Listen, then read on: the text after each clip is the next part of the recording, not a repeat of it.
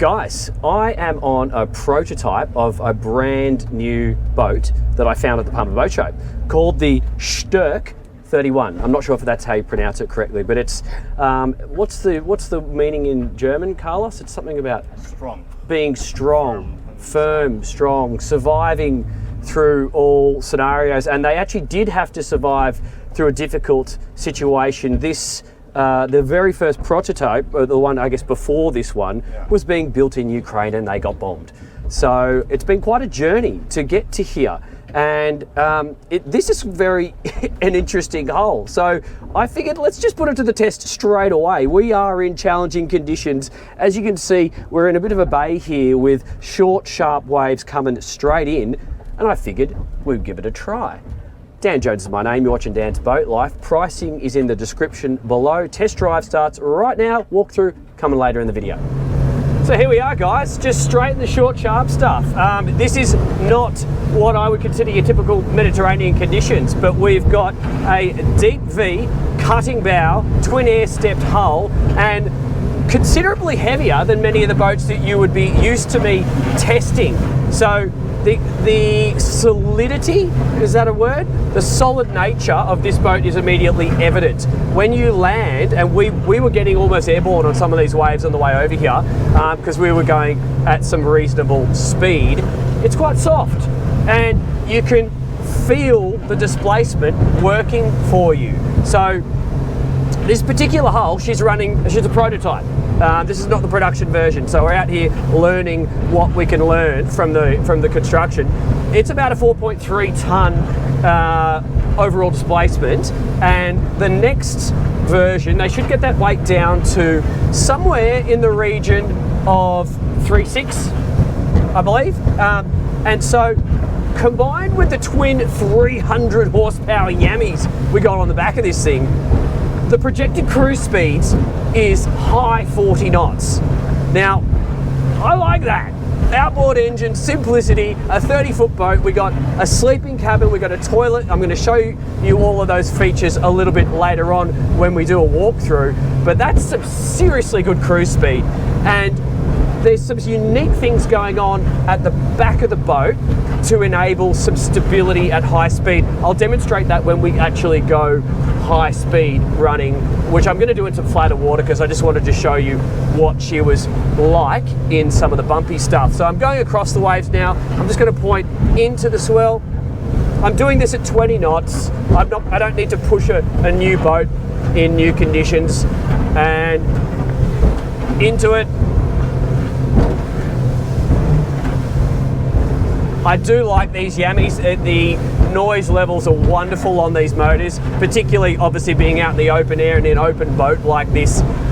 It's quite, holding conversations and doing long runs, if that was you, would be totally possible. So here we go. I'm rolling into some steep ones, just cutting into and launching the bow at times, and the landings are very soft. Now I'm going to go cross swell. Got a couple of sharp ones here, and nice landing, beautiful. We are throwing up a little bit of spray, but I would expect that on any cutting boat, even the a lot of the ones you've seen me test, because these are very short, sharp waves. So you're going to expect water to bounce around, hit the side of the boat, hit various places, and do its thing. So that's interesting. Let's go somewhere flat and open these motors right up, because I think even this test boat is a 50 plus knot boat. So I'm excited. You should be too. Let's do it.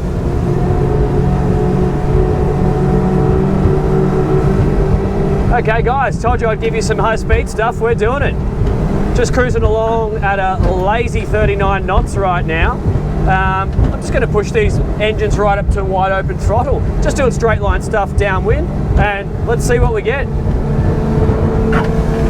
I've got my safety on for those of you watching from Britain. I know you like to see me being safe. 48 knots.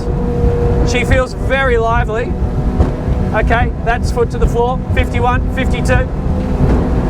Oh, yep, this is good. You can feel she'll get airborne. 54. 55, 55. got airborne. You know what? So, what I was going to explain to you, they have some, I guess you could say, like vortices at the end of the strakes. Is that what we're calling them? Vortices at the end of those strakes to improve the high speed? Is that the correct name for a vortice? Well, we have the spray rails and we have the hooks at the end. So, okay, hooks at the end of the spray rails. Okay, cool. That's the word I was looking for. I got Carlos, the designer, in the back. Kind of helps. So, I felt that in action.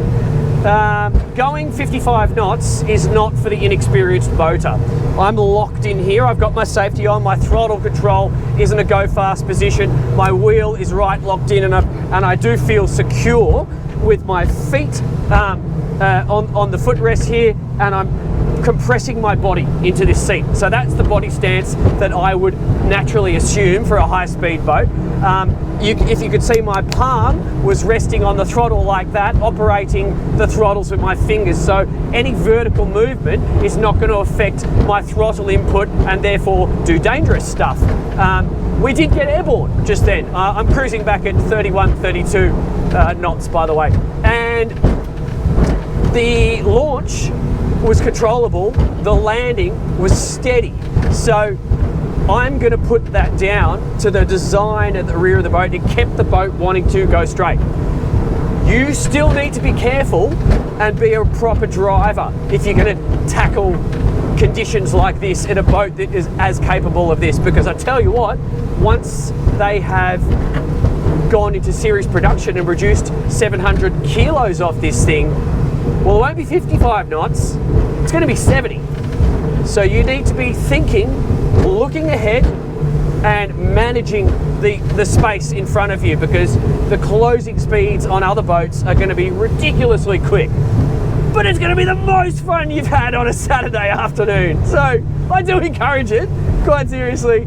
There won't be really much else that you can do on a weekend that'll bring that much enjoyment to your day.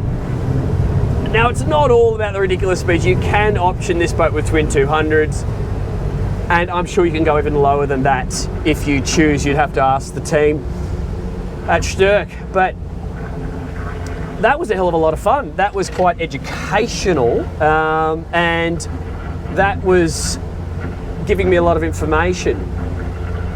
With the current hull, cruising speeds of high 30s, not a problem. It's a cinch.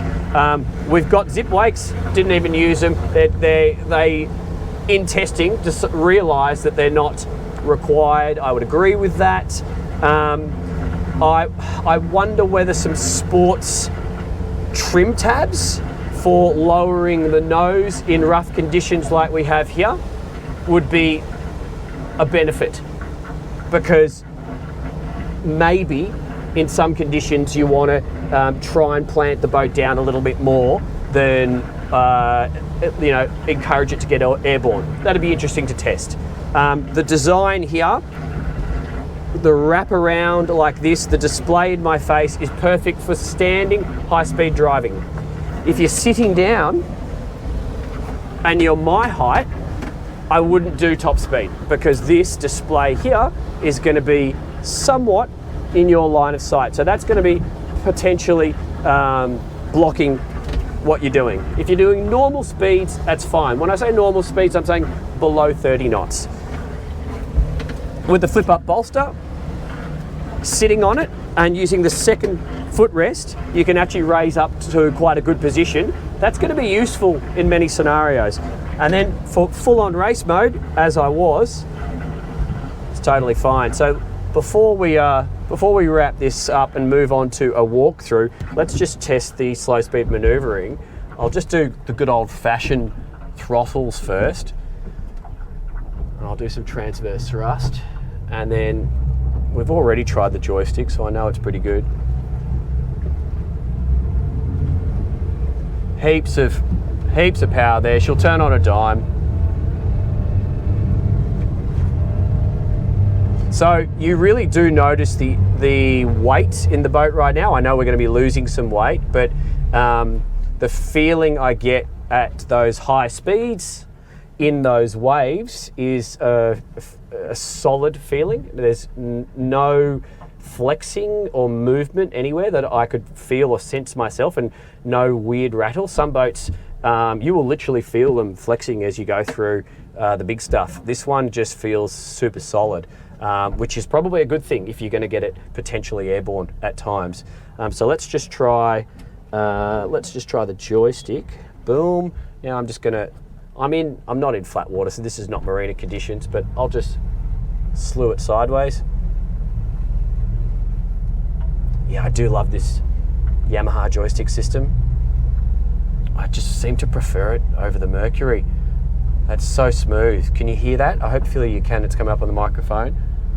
It's really easy. And then let's just go stay point. And it's just holding us in position there. Epic. So that's a lot of fun. That's incredibly capable. It's built to take it, but are you? So prepare yourself, educate yourself. Don't jump on a boat like this if you have never driven a boat before, because it could be beyond you. If you have some experience, or if you're prepared to learn, you will have possibly the best fun of your life on this thing, and it will bring many happy memories, and you're going to get to your destination and really enjoy yourself. So why don't we do that now, and I'll show you what this boat is all made up of.